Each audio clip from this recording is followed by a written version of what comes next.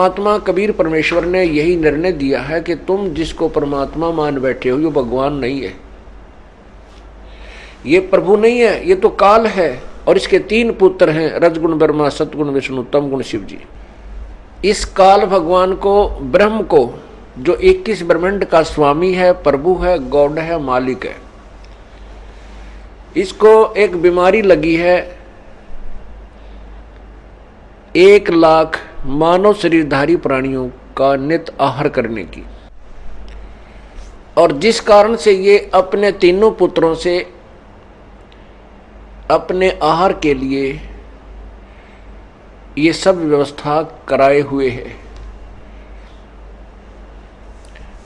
रजगुण ब्रह्मा से जीवों की उत्पत्ति, यानी रजगुण ब्रह्मा में ऐसी शक्ति बर रखी है इसने कि जिसकी रेंज, जिसका जो प्रभाव इन 3 लोकों में पूर्ण रूप से प्रभावित कर रहा है, पृथ्वी लोक पर, स्वर्गलोक में और पाताल लोक में।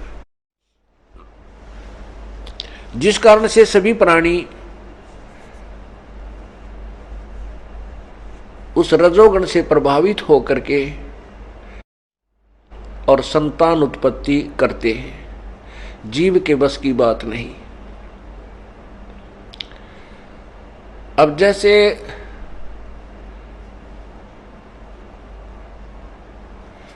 किसी ने भांग पी रखी है, अब भांग ने जो उसको नशा कर दिया है तो उसके बस की बात नहीं, वो कैसे चल रहा है, किस तरह बोल रहा है, वो तो भांग के नशे, उस प्रभाव से ही वो अपनी गतिविधि कर रहा है, वो अपने होश में नहीं है। इसी प्रकार जब रजोगुण से प्रभावित प्राणी होता है तो संतान उत्पत्ति के लिए विवश हो जाता है।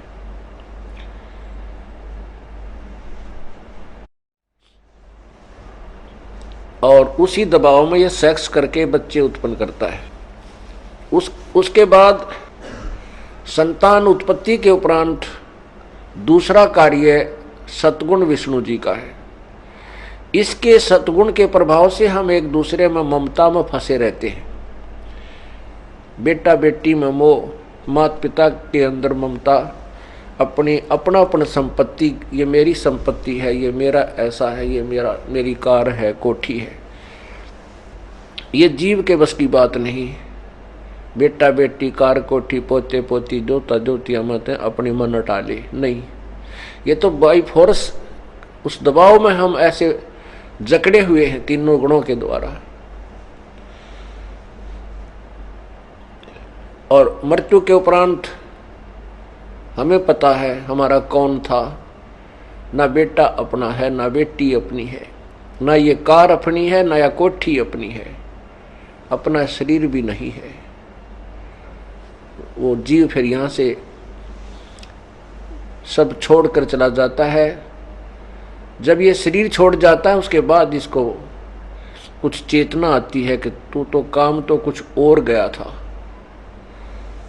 और तूने तो वो कार्य किया नहीं, ये तो डड़े ढोकर आ गया। मृत्यु के बाद इसको फिर पता लग जाता है कि तेरा साथी कोई नहीं है, ना तो परिवार साथ आया, ना वह संपत्ति साथ आई जिसके लिए सारा जीवन खो दिया। तब ये पछाड़ खा खा कर रोता है और गिरता है। यम के दूत कहते हैं सीधा होकर चाल न तेरा बक्कल तारांगे। इसको कूट छेद कर और सीधा ले जाते हैं। जो भक्ति नहीं करता उनके लिए कहा जा रहा है।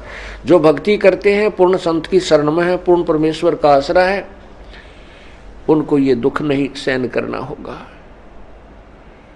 परमात्मा कहते हैं आए हैं सो जाएंगे ये राजा रंग फकीर, एक तो सिंहासन चढ़कर जा, एक बंधे जात जंजीर। तो ऐसे। और तीसरा जो गुण है वो तमोगुण है। वो भगवान शिव के अंदर फिट कर रखा काल भगवान ने। इसलिए और तीसरे गुण तमोगुण से ये सब संहार होता है, एक दूसरे की हत्या कर देते हैं।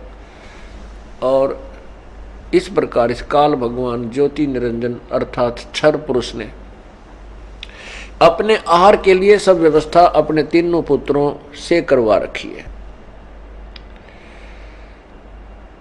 परम पिता परमेश्वर